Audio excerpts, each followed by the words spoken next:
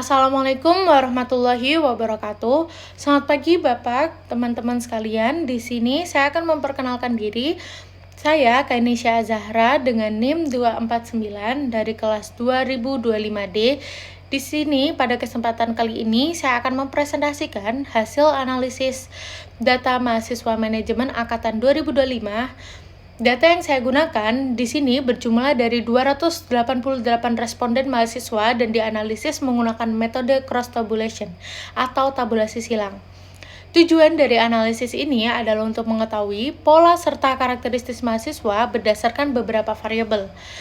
Di sini ada 3 variabel. Yang pertama yaitu jenis kelamin, domisili, dan akomodasi transportasi dari kampus ke rumah. Dengan analisis ini, kita bisa melihat bagaimana hubungan antara kelas dan masing-masing variabel tersebut. Yang pertama, saya akan menjelaskan konsep cross-tab ini. Sebelum masuk ke hasil, saya jelaskan sedikit tentang metode yang saya gunakan. Cross tabulation adalah metode yang digunakan untuk melihat hubungan antara dua variabel dalam bentuk tabel. Jadi di sini kita hanya melihat jumlah total, tapi juga bagaimana distribusi di setiap kelasnya. Misalnya, apakah kelas tertentu lebih banyak didominasi oleh perempuan, atau apakah ada kelas yang lebih banyak menggunakan transportasi tertentu. Dengan cara ini, kita bisa tahu atau menarik kesimpulan yang lebih dalam, bukan hanya sekedar data biasa. Masuk pada data yang pertama, di sini saya akan menjelaskan interpretasi akomodasi atau transport. Pertama, kita bahas variabel akomodasi dari kampus ke rumah. Dari total responden 288 mahasiswa, diperoleh data 225 mahasiswa menggunakan kendaraan pribadi, 27 menggunakan ojek online, 22 berjalan kaki. Dan hanya 14 orang yang menggunakan transportasi umum seperti kereta. Kalau kita lihat, perbedaan ini cukup signifikan. Kendaraan pribadi didominasi jauh dibandingkan yang lain. Dapat dikatakan interpretasi umumnya ini menunjukkan bahwa mahasiswa cenderung memilih transportasi yang lebih fleksibel, lebih cepat, dan mungkin lebih nyaman. Sekarang kita bisa lebih detail per kelasnya. Pada kelas D dan E dikatakan memiliki jumlah pengguna kendaraan pribadi paling tinggi sekitar 3 hingga 4 orang. Hampir semua kelas menunjukkan pola yang sama, yaitu didominasi kendaraan pribadi. Penggunaan transport umum sangat rendah, bahkan hanya ada di beberapa kelas hanya sekitar 2 orang saja. Dapat dikatakan analisis lebih dalamnya hal ini dapat disebabkan oleh beberapa faktor, yaitu jarak tempat tinggal, mahasiswa yang cukup jauh dari kampus, keterbatasan akses, serta transportasi atau preferensi pribadi karena kendaraan pribadi lebih praktis. Menariknya, ojek online digunakan tapi jumlahnya tidak terlalu besar. Artinya, ojek online hanya sebagai alternatif, bukan pilihan utama. Sedangkan pejalan kaki jumlahnya sangat sedikit, yang bisa menunjukkan bahwa hanya sebagian kecil mahasiswa yang tinggal sangat dekat dengan kampus. Lanjut, masuk pada data yang kedua. Ini merupakan data interpretasi jenis kelamin. Data yang kedua ini kita menganalisis berdasarkan jenis kelamin. Dari total data yang kita dapatkan ada sekitar 102 mahasiswa laki-laki, 186 mahasiswa perempuan. Artinya sekitar lebih dari setengah mahasiswa adalah perempuan. Kalau kita distribusi per kelasnya, hampir semua kelas menunjukkan jumlah perempuan lebih banyak.